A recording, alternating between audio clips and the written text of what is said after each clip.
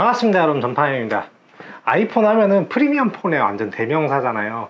갤럭시를 쓰시거나 뭐 LG폰들 이런 걸 쓰시는 분들이 프리미엄 브랜드 이미지를 보시고 넘어가시려는 분들이 굉장히 많아요. 그래서 오늘은 갤럭시 유저가 보는 아이폰 단점에 대해서 이야기를 해보려고 합니다. 첫 번째로는 공인인증서예요. 진짜 이거 안드로이드가 압도적으로 좋아요. 갤럭시 같은 경우에는 그냥 스마트폰에 공인인증서를 한번 다운받으면은 모든 금융앱이나 뭐 토스라든지 뱅크샐러드 같은 핀테크 앱에서도 그 공인인증서를 사용할 수가 있어요. 단 한 번만 받으면. 근데 아이폰은 모든 은행별로 공인인증서를 다 다운받아야 되는 엄청난 불편함이 있습니다. 공인인증서 갱신 시기가 다가오면 굉장히 두려움으로 작용하죠. 두 번째로는 페이 어플이 미지원합니다. 애플페이가 뭐 우리나라 말고 다른 데는 런칭이 돼 있지만 국내에 런칭이 안 돼 있잖아요. 그래서 뭐 아이폰을 쓰시는 분들은 우리도 뭐 페이코 있고 뭐도 있다 하는데 삼성페이가 진짜 압도적으로 편합니다. 아마 갤럭시 쓰시는 분들은 공감을 하실 거예요. 삼성페이 하나만 있으면 진짜 요새는 웬만한 데 나갈 때 지갑을 안 들고 가도 돼. 버스카드도 되지, 웬만한 구멍가게부터 대형 마트까지 다 삼성페이를 지원을 하기 때문에 페이 어플 미지원은 정말 좀 불편합니다. 세 번째로는 앱 간의 연동성인데요. 아이폰은 이것 때문에 기본 앱 사용이 거의 강제돼요. 이메일 앱 같은 것도 다른 거를 썼을 때 뭐 첨부 파일 문제나 알림 문제 같은 게 많아서 기본 앱 위에는 좀 사용하기가 어렵고, 키보드 같은 경우에도 서드파티 키보드를 사용을 할 수는 있는데 실제로 써보시면은 굉장히 불편해서 결국 기본 키보드를 쓰게 됩니다. 앱 간의 연동성이 굉장히 떨어지다 보니까 어느 앱을 통해서 다운받은 파일을 다른 앱에서 불러온다든지 이런 게 좀 불가능해요.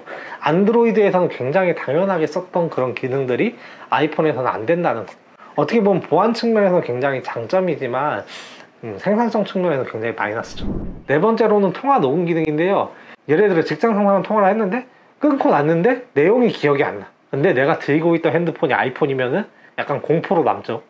갤럭시에서 자동으로 통화 녹음해주는 이런 기능 굉장히 꿀인데 아이폰에 없는 건 굉장히 큰 단점입니다.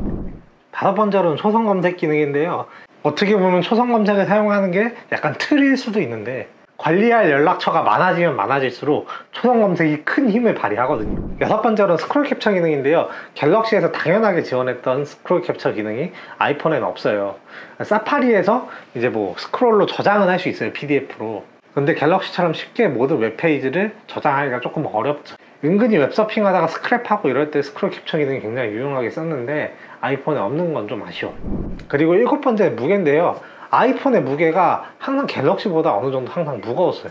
뭐 아이폰만 들고 다니시는 분들 은근히 체감하시기 좀 어려울 수도 있겠는데 다른 핸드폰을 쓰다가 아이폰을 쓰시면은 굉장히 좀 아이폰이 무거워요. 물론 아이폰도 염가 버전으로 나온 제품들 같은 경우에 좀 가벼운 경우도 있는데 플래그십 폰 같은 경우에는 항상 무거웠기 때문에 처음에 기기 변경을 하면은 은근히 부담스럽습니다. 그리고 여덟 번째는 AOD인데요. Always On Display라 그래서 올레드 화면을 쓰는 스마트폰에 지원되는 기능인데요. 핸드폰을 사용하지 않아도 뭐 시계라든지 이런 게 표시되는 거예요. 근데 아이폰도 올레드를 쓰는 모델이 있음에도 불구하고 AOD가 지원이 안 돼요. AOD 있는 모델들을 쓰시는 분들은 알겠지만 뭐 책상이라든지 아니면 뭐 침대 옆이라든지 이런 데 놔뒀을 때 간편하게 이렇게 시원하게 나기 되게 좋거든요. 애플도 조만간 지원을 하리라고 생각하는 기능 중에 하나입니다. 그리고 아홉 번째는 케이블인데요. 애플은 라이트닝 케이블을 전통적으로 쓰잖아요. 근데 정말 내구성도 별로 안 좋고 케이블 가격도 엄청 비싸요. 그리고 서드파티 케이블을 사면은 데이터가 뭐 전송이 안 된다든지 충전이 안 된다든지 이런 문제가 생기거든요. 스트레스를 받아서 정품 케이블을 많이 사시는데 정품 케이블 가격이 진짜 안드로메다죠. 애플이 정말 AS 애프터 세일의 대가예요, 대가. 그리고 열 번째로는 파일 전송이 엄청나게 짜증나요. 옛날엔 진짜로 아이튠즈로만 파일을 뺐다 옮겼다 할 수 있어갖고 진짜 짜증났었는데 최근에는 그래도 사진이랑 뭐 음악 파일 정도는 이동식 디스크로 해서 USB로 옮길 수 있어요. 거기에 SD카드도 쓸 수가 없기 때문에 용량도 굉장히 한정이 돼 있고 아이폰에 파일을 넣었다 뺐다 하는 게 생각보다 더 힘들고 귀찮습니다. 오늘 이렇게 10가지 단점에 대해서 이야기를 해봤는데요. 30대 이상에서 갤럭시를 쓰는 비율이 압도적으로 높아져요. 그 이하는 아이폰이 압도적이에요.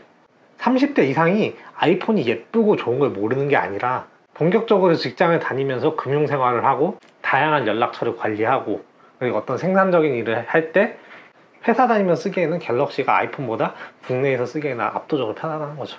이 외에도 소소하게 불편한 점은 뭐 안드로이드 폰에 원래 있던 뒤로 가기 버튼이 없다든지 그리고 아이폰 같은 경우에 제스처로 해야 되는 기능들이 굉장히 많잖아요. 그런 게 익숙하지 않아서 불편하다든지 이 정도가 있는데, 사실 그런 것들은 내가 적응해서 익숙해지기만 하면 아이폰이 더 편할 수도 있어요. 근데 오늘 말한 이 10가지는 확실히 갤럭시가 훨씬 더 낫다.